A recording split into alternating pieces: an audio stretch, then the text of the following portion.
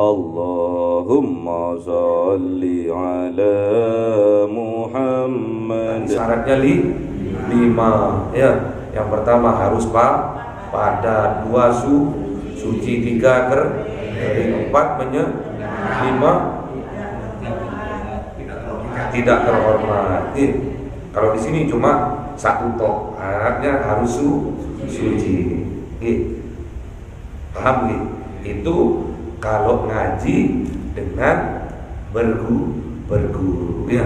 Kalau jenengan hanya baca kitab ini, syaratnya alatnya cuma 1, harus suci.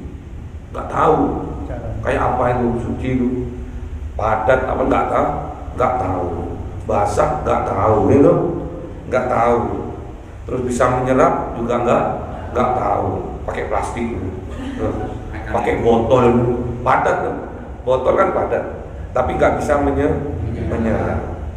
Dengan cara mengaji disertai dengan guru yang sangatnya nyambung kepada Rasulullah, kita oleh Allah akan mendapatkan pemahaman ya, yang akhirnya tidak tersesat.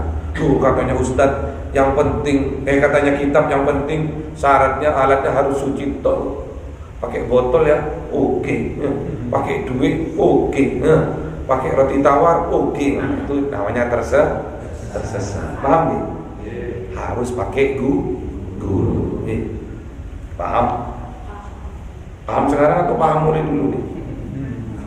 Sekarang. Semoga barokah nih. Amin.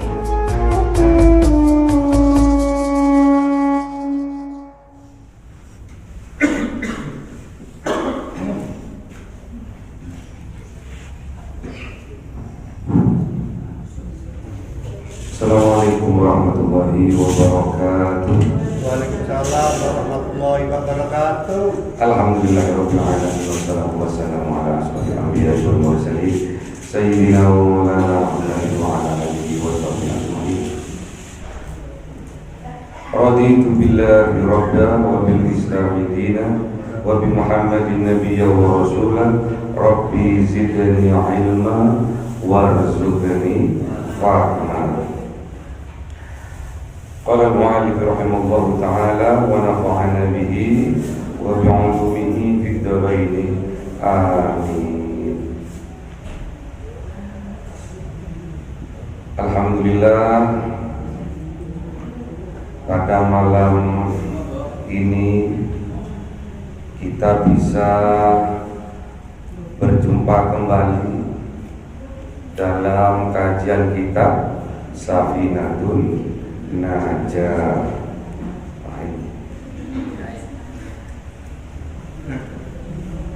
Kayak gini agak serak-serak ini. Bismillahirrahmanirrahim.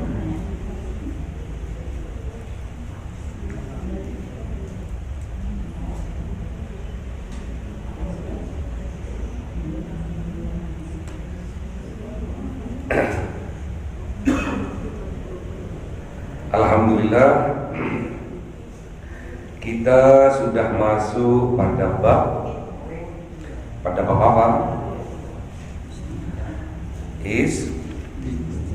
Istinja. Ya. Kemarin Jumat yang kemarin kita telah membahas tentang tanda-tanda balik. Ada berapa? Ada berapa tanda-tanda balik? Ada 3. Yang pertama, yang kedua, mimpi keluar mani. Yang ketiga, haid bagian perempuan. Balik ini saya feedback kembali tentang balik ini syarat mutlak dari orang yang mukallaf ya. Syarat mutlak dari orang yang mukallaf.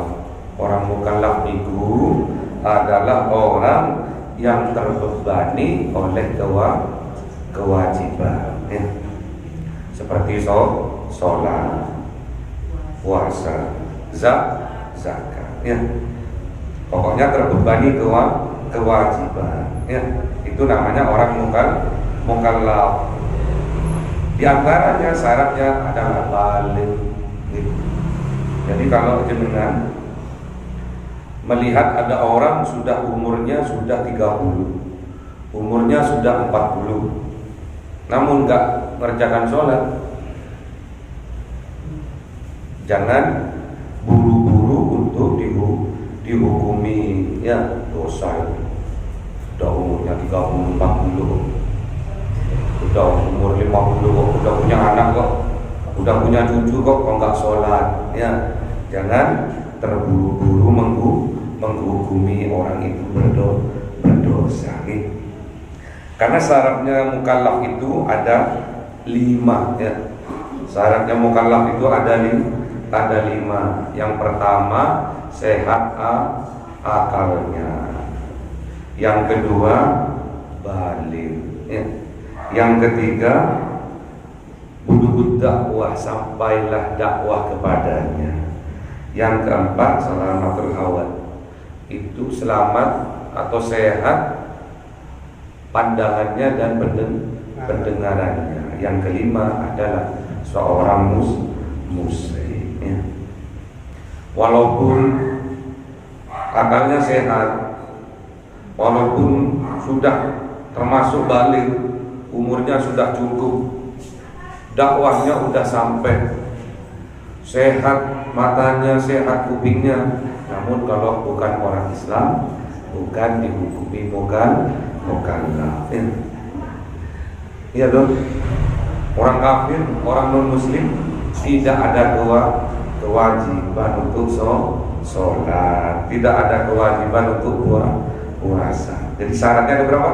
Ada 5. Yang pertama, sehat akal. Kalau ada orang udah baligh, terus dakwahnya sudah sampai, banyak orang udah pidato, udah menyampaikan ajaran-ajaran Islam, terus juga penglihatannya sudah sehat, bagus, pendengarannya juga sudah bagus, muslim juga, namun dia nggak sholat, berarti akalnya nggak sehat, alias gendam.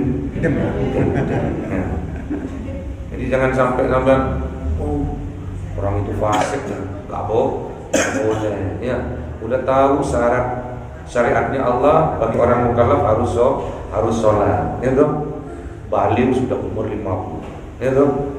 Terus sudah sering ikut pengajian, ya dong. Yang keempat, sehat, matanya sehat, gak buta, pendengarannya sehat, gak tuli, ya dong. Islam juga, ya, nikahnya secara Islam, namun gak sholat, berarti gendeng, ya, berarti nggak sehat akalnya, ya toh, nggak sehat akalnya. Jadi jangan terburu-buru, umur 40 kok nggak puasa, fasik orang itu nggak boleh. Siapa tahu lagi nggak sehat akalnya. Apa namanya? Gendeng. Keseliu.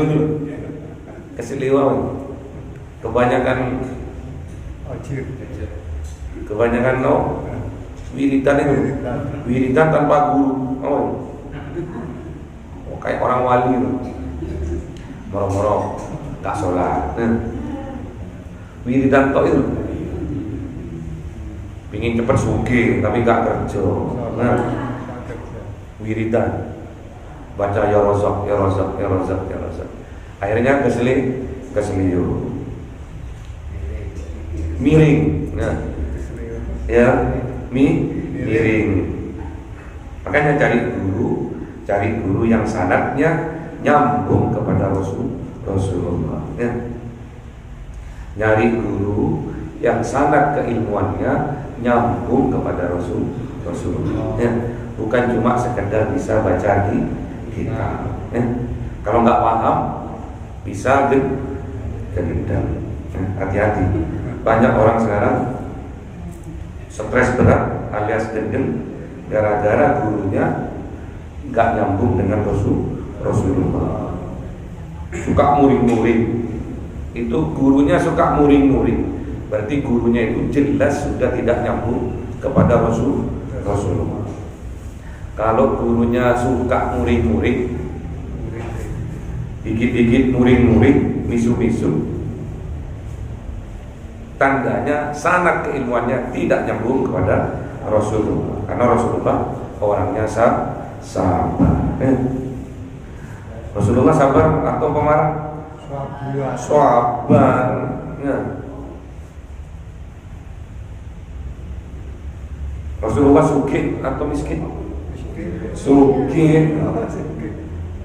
Sugih Rasulullah. Ya.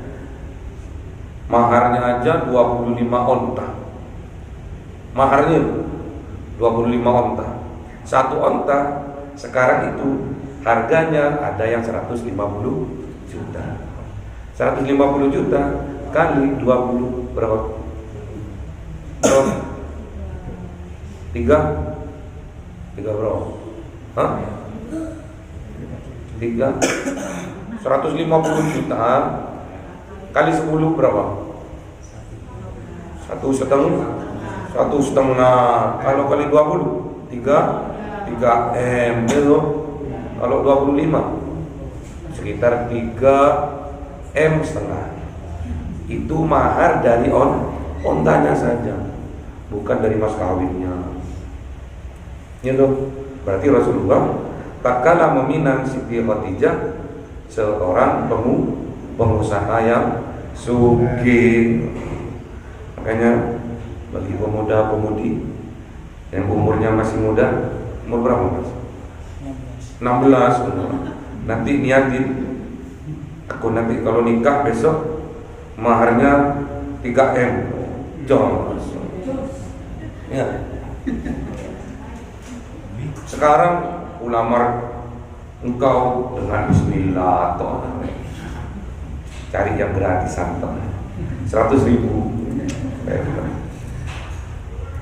Ibarat Rasul, kalau memang kita cinta pada pasangan kita, cinta pada calon istri kita, harus seperti Rasul, ngasih mahar sebanyak-banyaknya pada istri. Itu katanya umatnya Rasul. Rasulullah ajar dari segi ontanya saja sekitar 3 M setengah, belum emasnya, belum sapinya, belum kambingnya.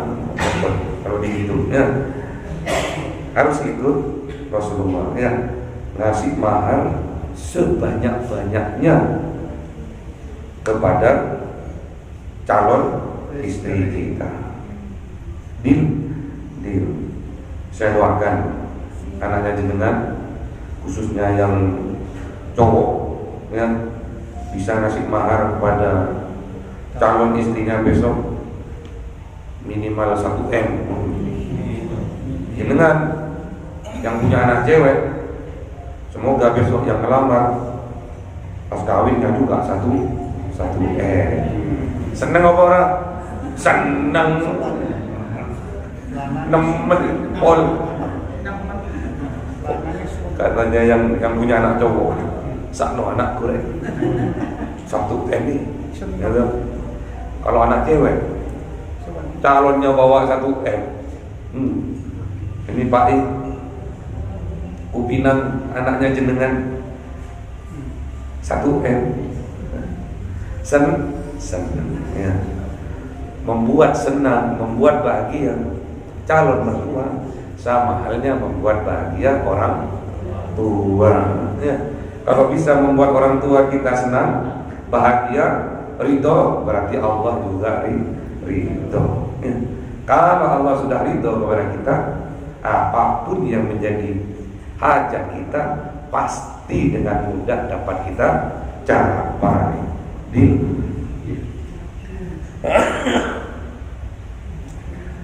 Doakan saya biar cepat sehat.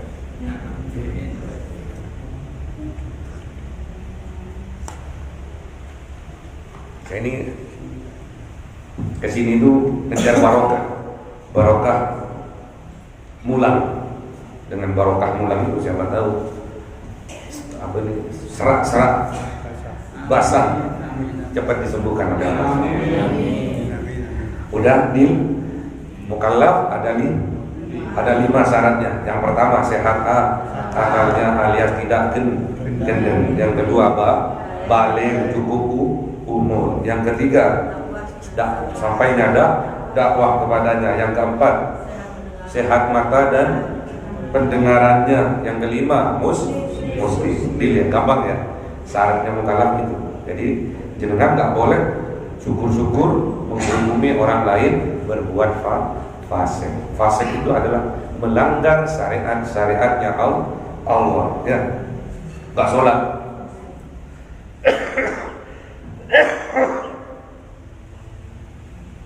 nggak sholat di orang itu, jangan buru-buru menghukumi fasik, nggak boleh ya. Siapa tahu akalnya lagi tidak sehat ya. Terus bagi orang yang buta masih bisa sampai dakwah itu melalui pendengaran. Misalkan juga yang pendengarannya juga tuli, bisa juga sampai lewat penglihatannya ya. Kalau dua-duanya buta matanya terus tuli pendengarannya, itu tidak disebut mukallaf. Jadi kalau jenengan nih naudzubillah punya anak jaminan surga.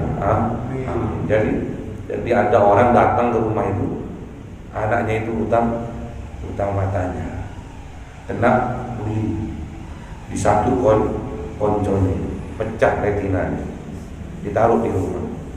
Sekarang sudah hafal berapa juz? 3 juz. Sekarang sudah hafal 3 juz. Jenengan penglihatannya sehat, pendengarannya sehat, hafal berapa juz? Ini buat semangat, buat semangat. Kalau mau ikut hafalan harus bersihkan hatinya. Kalau mau ikut hafalan jangan sekedar tren sekarang ya. Anaknya dipaksa untuk ikut hafalan, tahfiz. Nanti kalau hafal akan memberi mahkota cahaya di surga kepada orang tuanya. Salah itu, nggak boleh dipaksa, diarahkan. Tujuannya apa? Supaya hafal Quran. Tujuannya apa? Supaya paham. Yang namanya hafid Quran itu ada 3. Yang pertama hafal, yang kedua paham, yang ketiga dikerjakan. Syarat hafidh itu ada 3. Yang pertama hafal, yang kedua paham, yang ketiga dikerjakan atau diamalkan. Paham? Baik, kita masuk pada syarat-syarat sahnya istinja ya. Syarat istinja itu sebetulnya ada 3. Di sini ada 8. Kalau saya kelompokkan itu ada 3 syarat. Yang pertama syarat berkenaan dengan alatnya, alat untuk beristinja. Yang kedua syarat berkenaan dengan caranya. Yang ketiga syarat berkenaan dengan tempat keluarnya kotoran itu ya. Ada berapa syaratnya? Dikategorikan ada 3. Yang satu syarat berkenaan dengan alatnya, alat untuk istinja. Yang kedua syarat berkenaan dengan caranya. Dan yang ketiga syarat berkenaan dengan tempatnya ya. Yang pertama syarat berkenaan dengan alatnya. Nah, yang pertama harus benda padat. Harus benda padat. Seperti apa? Batu, genteng, batu bata ya. Paham ya? Benda padat. Ini benda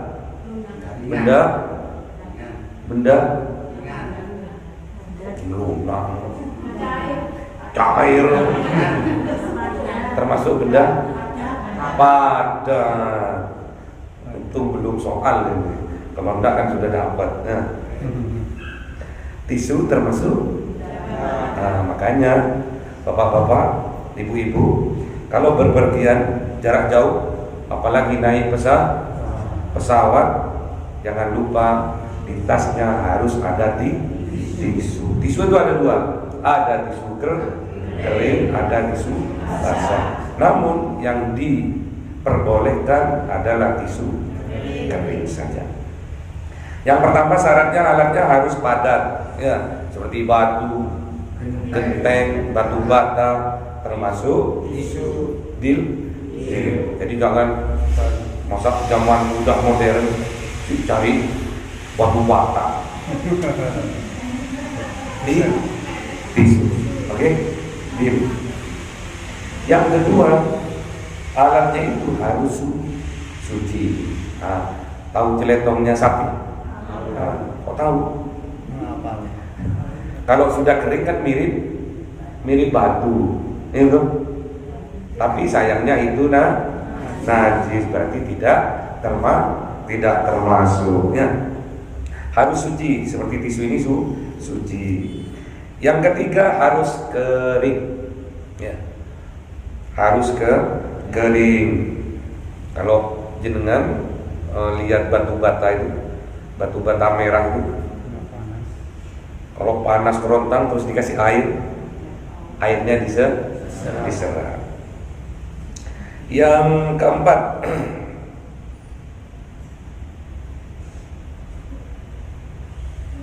keempat, bisa menyerap seperti batu bata tadi ya. Tisu ini menyerap tak? Menyerap, berarti masuk ya.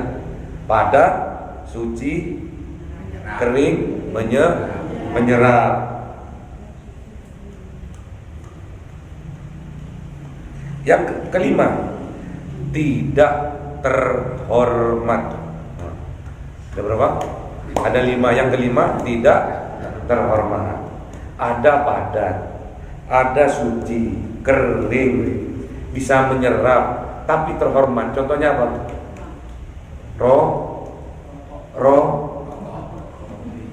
Roti apa? Roti tawar, itu bisa nyerap dah itu.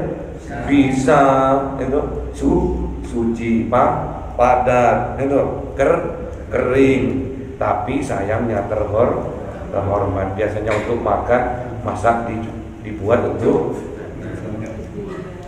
biasanya dicucul ke susu, kok dicucul ke itu. Nah, jadi syarat yang berkenaan dengan alatnya ada 5. 1, padat. 2, suci. 3, kering. 4, 5, tidak terhormat. Tahu uang kertas? Nyerap enggak? Nyerap enggak? Nyerap. Nyerap enggak? Nyerap. Padat, kering, itu sayangnya terhormat. Masa cebok pakai uang 100-an, gaya mennya. Oke, yang kedua, syarat berkenaan dengan caranya. Tadi syarat berkenaan dengan alatnya. Yang kedua, syarat berkenaan dengan caranya,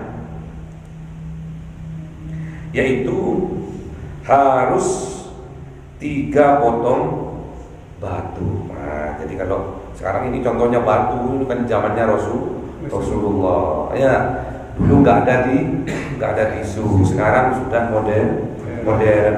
Minimal harus ada di 3 apa? 3 tisu ya. Dilipat yang rapi ya, taruh di kesa. Nah, minimal ada 3. Itu syarat dari caranya. Jadi membersihkannya harus dengan minimal 3 batu atau tisu. Misalkan nih, setelah istinja yang pertama, setelah dilipat, ya, tisunya dilipat rapi, terus diusapkan nih. Misalkan habis dari kamar mandi buang hajat besar, dia apa namanya? Dia apa namanya? Dilap, ya, dilap. Yang dilihat tisunya atau tempat kotorannya? Tisunya. Dilap pertama langsung bersih. Sah enggak? Belum sah. Minimal 3. Dilapkan lagi. Enggak ono. Kuning-kuning teh. Sampai minimal 3 kali. Oke? Tuh. Ternyata diare itu. Dilap 3 belum bersih, itu boleh yang keempat, tapi disunahkan minimal ganjil. Berarti harus tambah 1 lagi jadi 5. Belum bersih, nah tambah 1 lagi tuh. Paham nih? Jadi syaratnya, caranya ada 2. Yang pertama minimal 3.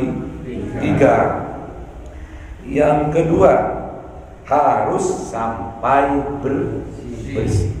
Jadi cuma ada 2. Caranya cebok itu harus ada 2 kalau pakai cara istinja.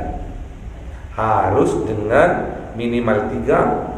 Yang kedua harus sampai bersih. Terus syarat berkaitan dengan tempat yang dibersihkan atau keluarannya kotoran. Ada 3.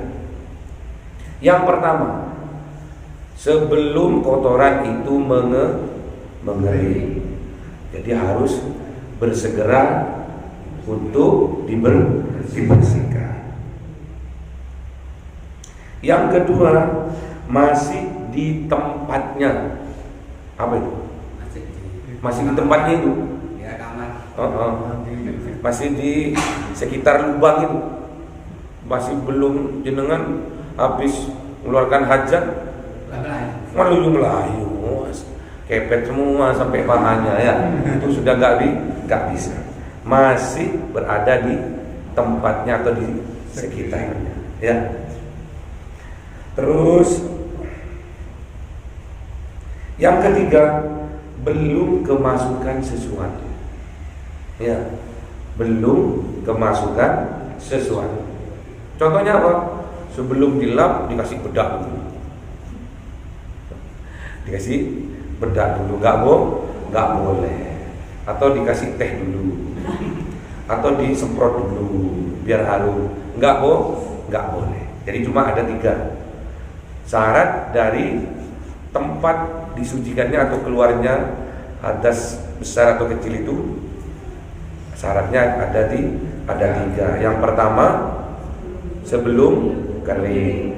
Yang kedua, masih di tempatnya. Yang ketiga, masih belum kemasukan sesuatu. Ada berapa semua? Semua ada berapa? Semua ada berapa? 10, ya. Semua ada 10. 10 diringkas menjadi 3. Syarat yang berkenaan dengan alat. Yang kedua, syarat yang berkenaan dengan caranya. Yang ketiga, syarat yang berkenaan dengan tempat yang dibersihkannya, ya. Sudah paham? Paham. Jangan sampai lali. Baik, kita masuk pada fasolnya. Faslun. Adapun ini fasol. Surutul istinja'i bil hajari tamaniyatu. Jadi syaratnya, adapun beberapa syaratnya bersih dari atas besar dan kecil cukup dengan menggunakan batu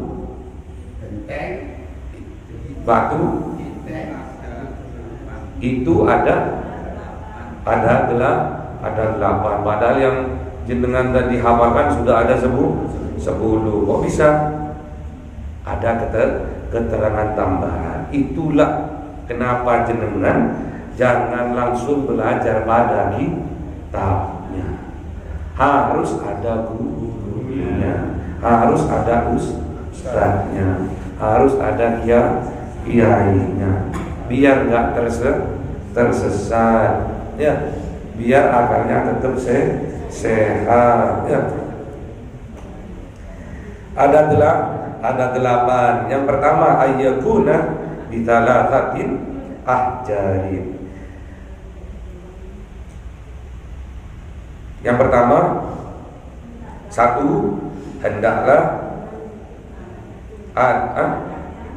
adanya itu dengan 3 beberapa batu. Jadi sudah dijelaskan tadi ya. Termasuk syarat apa itu? Syarat apa itu? Syarat caranya. Ya, syarat caranya ada 2, minimal 3 batu atau 3 tisu. Yang kedua, sampai bersih. Jos, ya. Nanti ada pertanyaannya, ya. Terus selanjutnya, wa ayyunaqqal mahallu. Gimana? Wa ayyunaqqal mahallu, dan hendaklah dibersihkan tempatnya. Ini termasuk syarat pada yang berkenaan dengan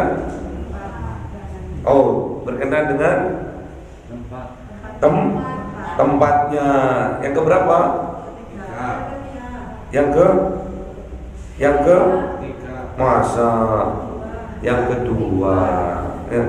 Lanjut. Wa alla yajifan najasa. Terus, dan hendaklah tidak kering najisnya. Itu berkaitan dengan syarat yang berkenaan dengan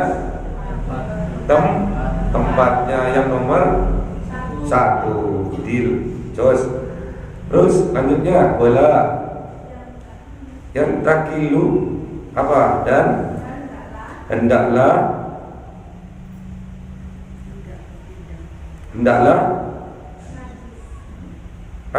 najisnya tidak pindah, alias masih di tempatnya, masuk pada berkaitan dengan tempatnya. Yang nomor 2, apalan ini. Terus selanjutnya, wala yatra'a alaiha akharu, dan hendaklah tidak baru datang kepada najis yang lainnya. Ini berkaitan dengan tempatnya. Yang ketiga, lanjut, wala yujawizu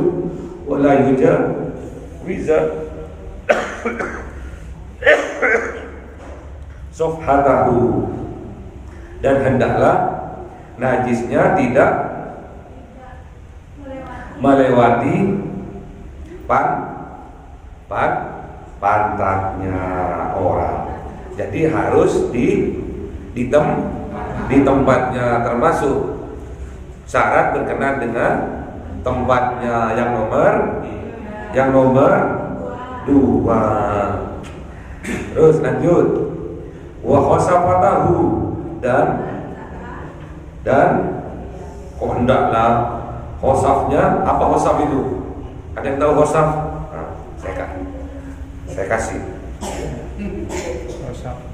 Wa khosafatahu, apa khosaf itu? Apa? Tahu. Ada yang tahu? Ayo. Tak kasih. Nah. Kalau dikasih tahu lah tertawa. Siapa yang tahu? Tahu? Hah? Bukan. Apa? Ada yang tahu? Apa itu? Gading. Apa itu? Gading. Apa itu? Dasing dulu. Dasing gading tengah dulu. Apa itu? Iya, kepala itu.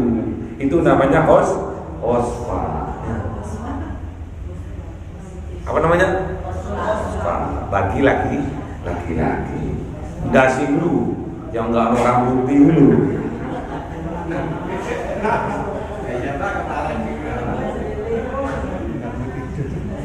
Wah, udah, baru tertawa, lambat tertawanya. Wasafatahu, dan wasafnya orang laki-laki, dasing, singking trong dulu. Ya, paham ya? Ibu gak usah diterangkan. Aduh kan. Lanjut, wala yusibahu ma'un, najisnya tidak terkena air. Ini termasuk pada syarat berkenaan dengan tempatnya yang nomor 3. Yang terakhir, wa antakuna ahjaru tahiratun, dan hendaklah adanya beberapa batu itu suci. Ini syarat berkenaan dengan alat yang nomor 2.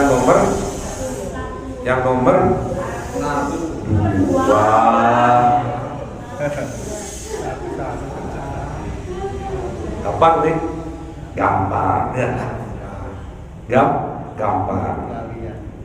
Sama juga tadi dikisahkan, misalkan pipis, bapak-bapak ibu pipis ya, bapak-bapak ibu pipis keluar dari ujungnya itu si botaknya keluar, selama tidak berpindah najisnya dari ujungnya itu, nggak pindah ke telurnya itu masih bisa pakai cara istinja. Paham nih? Tapi kalau sudah gelewer sampai ke lehernya, sampai ke telurnya, itu sudah nggak bisa. Ya, makanya harus dipegang. Ya.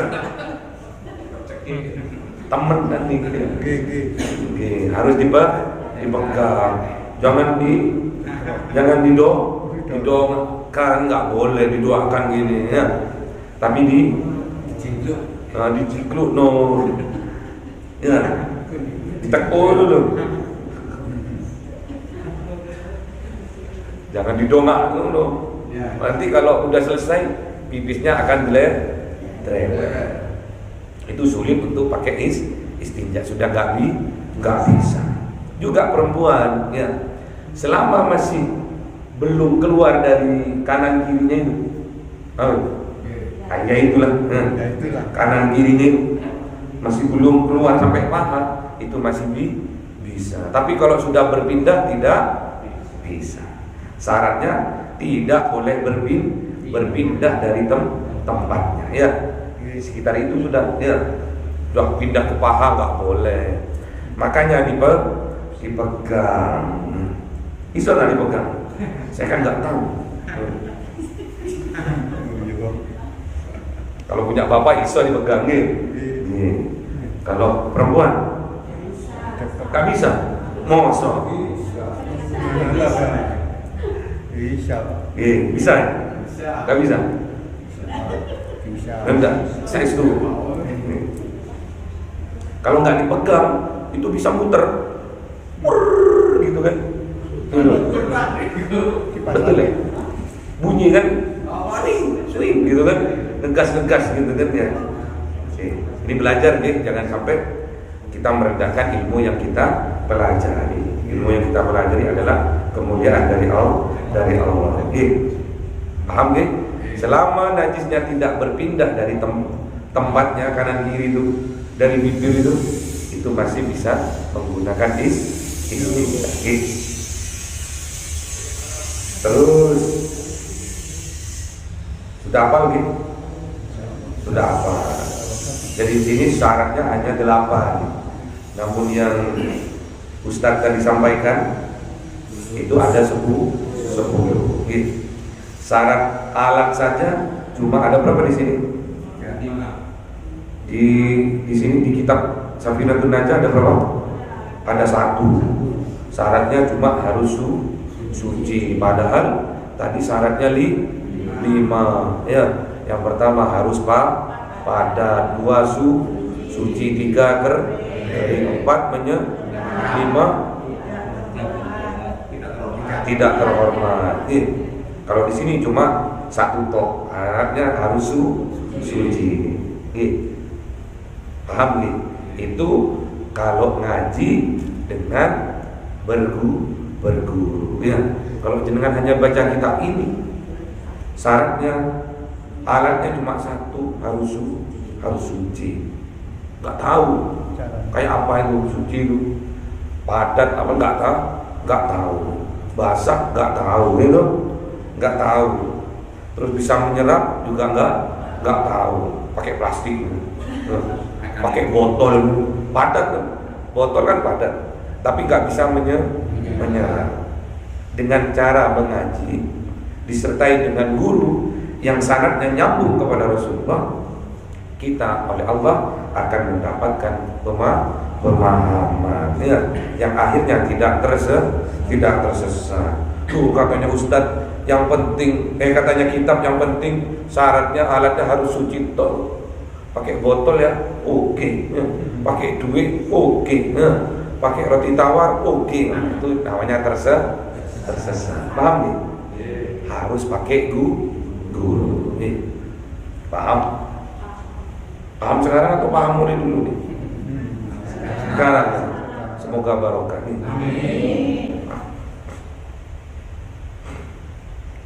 Terus kalau laki-laki, kalau pipis nih, kebiasaan nih kalau laki-laki. Kebiasaan kenapa? Karena saya laki-laki ya. Harus ada istibro. Istibro itu apa namanya? Selangnya itu harus diurut ke depan, biar sisa najis kencing di pipanya itu biar sambil ditambah berdah. Jadi kalau jenengan di kamar mandi ada yang ngetok pintu cuma berdehem aja, berarti lagi berdawan.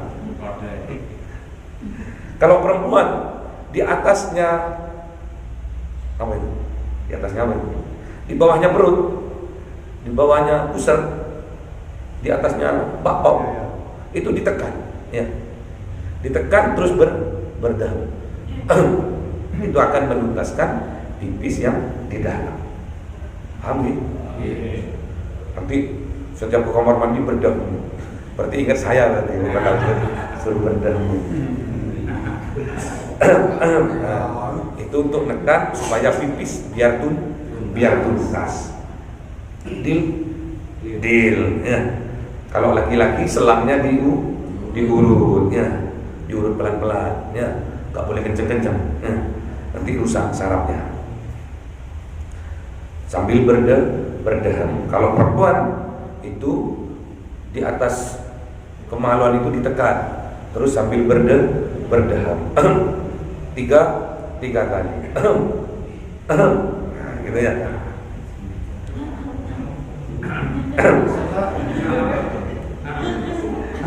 Itu lain kalau itu habis apa kalau gitu itu. Oke. Baik bapak-bapak, ibu-ibu, kita sudah masuk. Ada pertanyaan. Saya sama takmir kemarin beri waktu untuk jamaah untuk bertanya. Dipersilakan kalau mau bertanya. Kalau bertanya, saya jawab, saya nggak dapat bonus. Kalau saya yang bertanya, jenengan bisa jawab, dapat bonus. Enak mana? Sama-sama enak. Ada yang mau ditanyakan?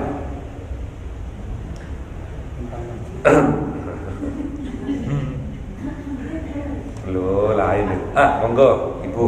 Itu. Waalaikumsalam warahmatullahi wabarakatuh. Melakukan istijak itu pada apa ya, pada tempat yang bagaimana? Kan kalau sekarang kita berada di Indonesia kebetulan di rumah air. Tapi kapan kita melakukan istijak itu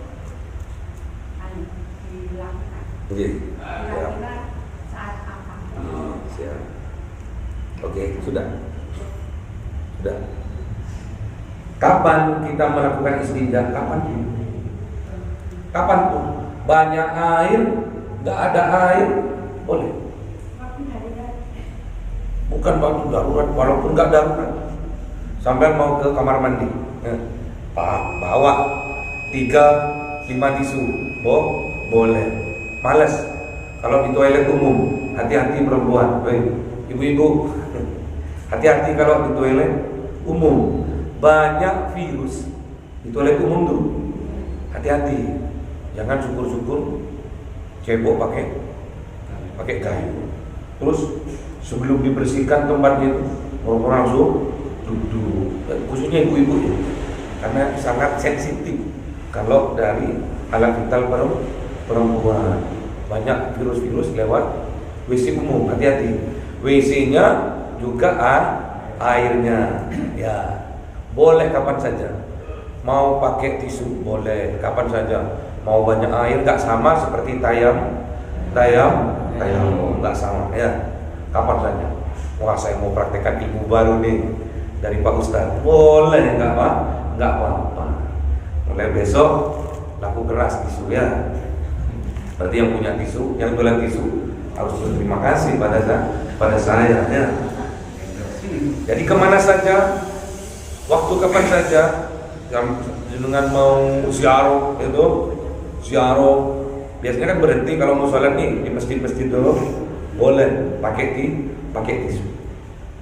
Kalau untuk membersihkan itu boleh pakai tisu, ya boleh. Nggak harus ke toilet, nggak harus pakai air maksudnya. Oke. Ada lagi yang ditanyakan? Kalau ke Mekah, besok kalau ke Mekah, ya, umroh maupun haji, amin. Didoain kok gak geli. Besok kalau ke Mekah, umroh maupun haji, amin. Mohon. Kalau pas musim dingin, bulan Desember, Januari, Februari, banyak orang Mekah nggak pakai air. Kebanyakan pakai tisu. Deal. Oke. Jangan pernah pakai pesawat. Oke, katrok. Di pesawat itu nggak ada air, adanya tisu. Moro-moro habis dibuang tisunya, masukkan ke WC-nya, dipencet, langsung disedot, hilang. Lu kemana itu? Jangan dicari, ya. Hilang. Loh, tadi juga hartaku di situ. Iya, hilang WC-nya. Jenengan pernah ke Singapura? Apalagi kacau temenan. Di toilet di Juanda ada, kalau di Juanda air. Tapi kalau di Singapura nggak ada air. Adanya cuma tisu. Ya.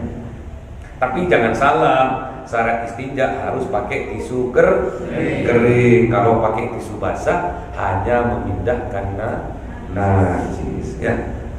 Saya mau nanya, Monggo. misalkan di pesawat, misalnya mau sholat gitu ya, terus kita istinja, kan kakak ayah katanya ya, terus pak istinja boleh apa disahkan nggak bisa sholat kita? Maksudnya sah nggak sholat kita? Istinja. Oke. Cuma kita pakai tisu. Habis itu pakai tisu. Iya. Oke. Habis itu harus tayamum gitu. Kan gak ada air di pesawat. Masa mau ambil wudhu? Kan sudah batal wudhunya, gitu. Dengan kita pipis kan sudah batal. Ada lagi? Oke. Ada lagi?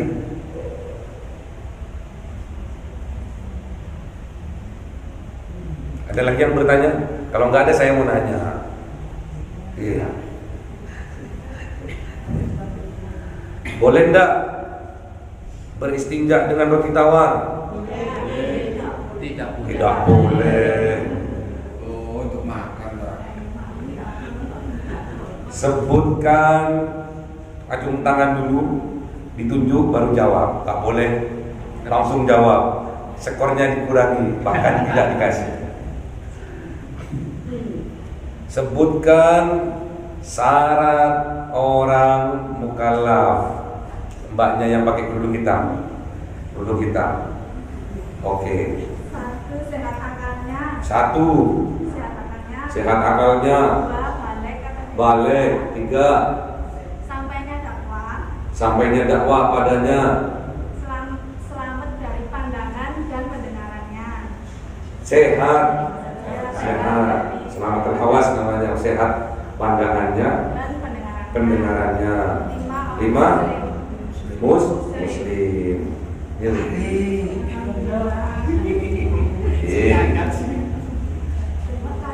Oke.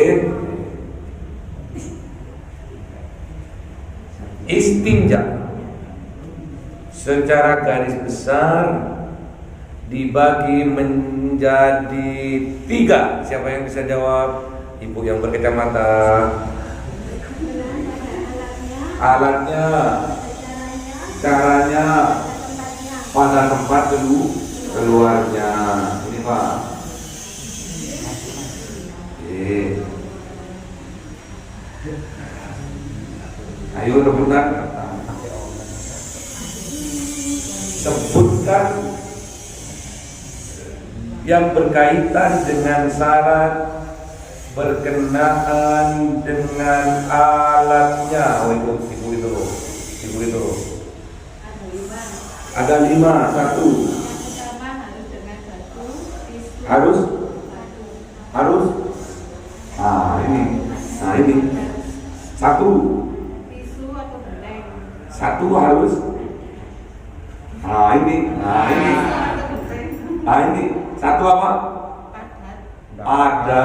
2. Alat itu harus suci. Harus suci. 3. Harus kering. Harus kering. 4. Bisa menyerap. Bisa menyerap. 5. Tidak terhormat. Contohnya empos. Contohnya roti tawar. Nggak boleh. Nih. Oke.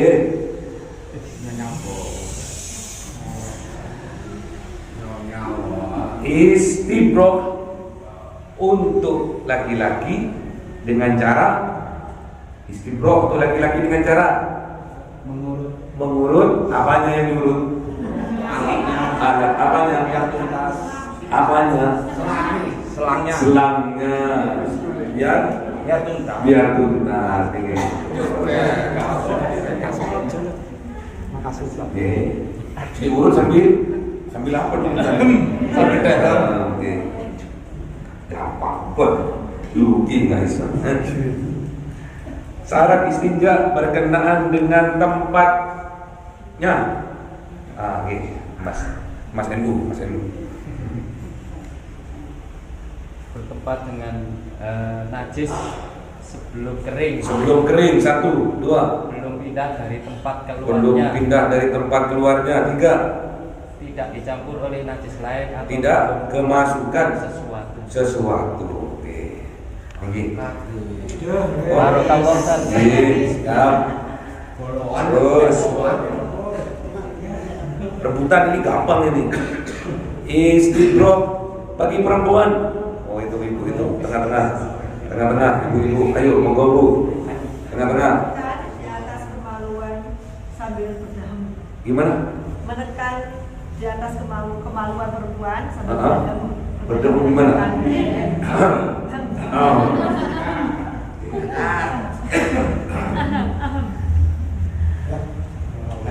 Terus syarat istinja berkenaan dengan caranya. Ibu depan. Ada dua, satu. Setengah tisu, 3. Oh, Tisu, berapa? tisu 3. Tisu 3. tiga potong batu atau tisu. Apa itu? Ini minimal 2. Harus sampai bersih. Harus sampai bersih.